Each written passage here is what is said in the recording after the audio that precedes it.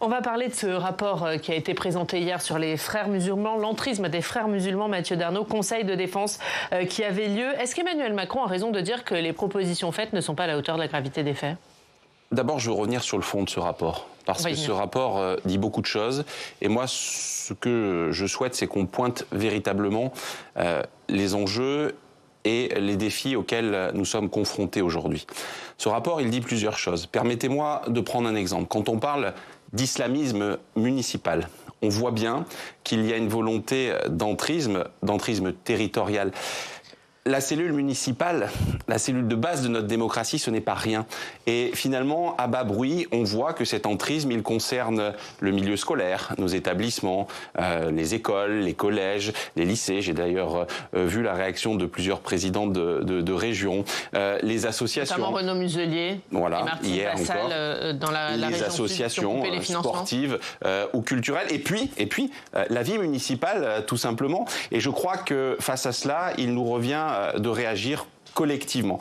Moi, je m'interdis d'entretenir toute forme de polémique. C'est un sujet suffisamment grave pour que nous ayons une expression qui soit claire, une expression qui soit documentée. C'est l'objet finalement de ce rapport, pour que la loi puisse derrière permettre de réagir fortement par rapport à cette volonté d'entrisme et à, pardon de le dire, cet écosystème séparatiste qui est en train de se juste créer. Emmanuel Macron, il entretient la polémique?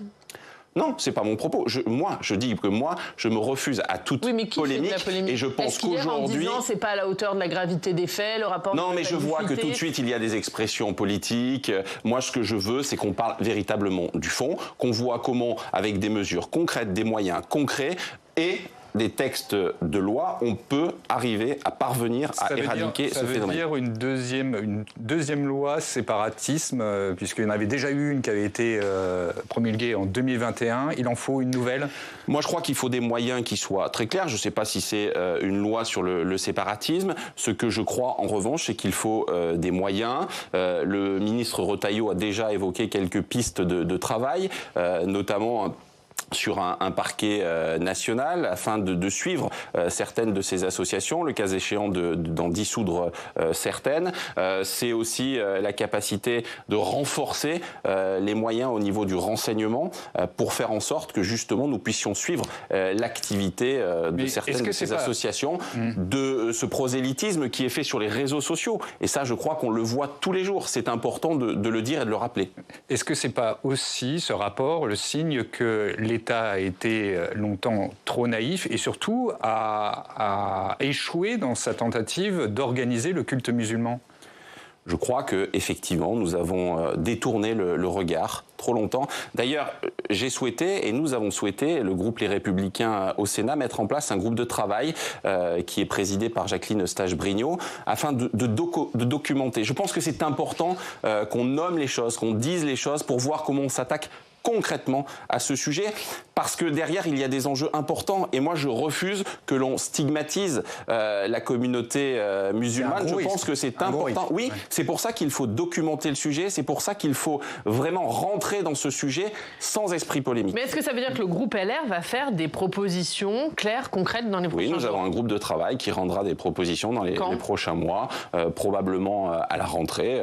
On veut prendre le temps d'avoir un travail sérieux, pas trop tard, qui soit... Non mais pardon, mais si Emmanuel encore Macron une fois, des propositions moi d'ici juin, pourquoi vous faites pas des propositions d'ici juin? Mais parce que c'est un travail qui mérite des auditions, c'est un travail de sérieux. Ici, on est au Parlement. Moi, je ne suis pas à la place du gouvernement, je ne suis pas à la place du président de la République.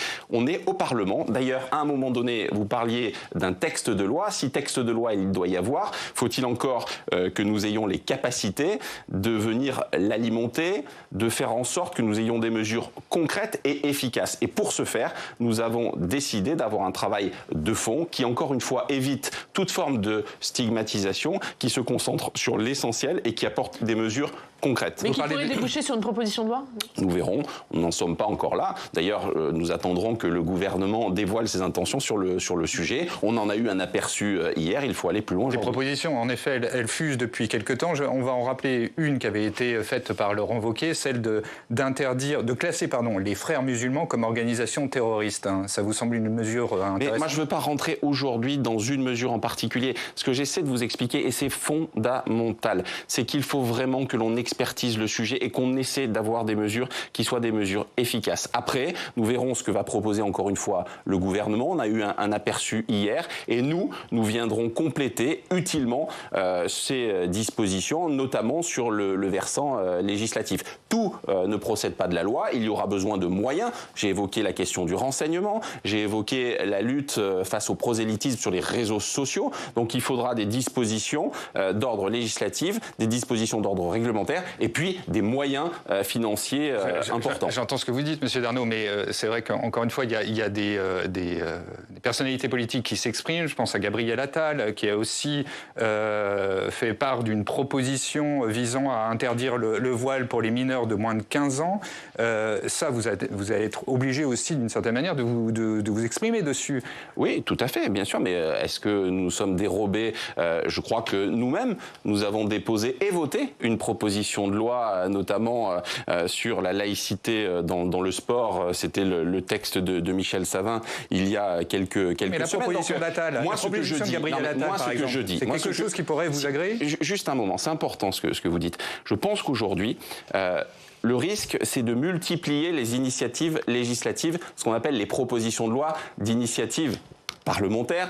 Moi, je pense qu'à un moment donné, il faudra un versant constitutionnel. Philippe Bas avait déposé un texte sur la prééminence des lois de la République, qui disait, peu ou prou, que nul groupe, nul individu ne peut se prévaloir de son origine ou de sa religion afin de s'exonérer du respect de la loi commune. Je pense que ça dit tout. Parce que demain, sinon, vous devez avoir la nécessité de traiter ce sujet pour les entreprises, pour l'espace public. Vous avez égrené les dispositions. Donc ce sont tous des sujets importants. Mais à un moment donné, il faut prendre l'ensemble de ces problématiques pour les traiter, selon moi, à un niveau constitutionnel. Donc, nous aurons à débattre de tout ça. Encore une fois, je veux que nous le fassions de manière éclairée, de façon documentée. Le risque, c'est de verser justement dans la polémique. Moi, je ne veux pas de cela. Je ne suis pas dans quelque chose qui a une finalité politique. Je pense que nous devons répondre aux préoccupations qui sont exprimées par des élus locaux,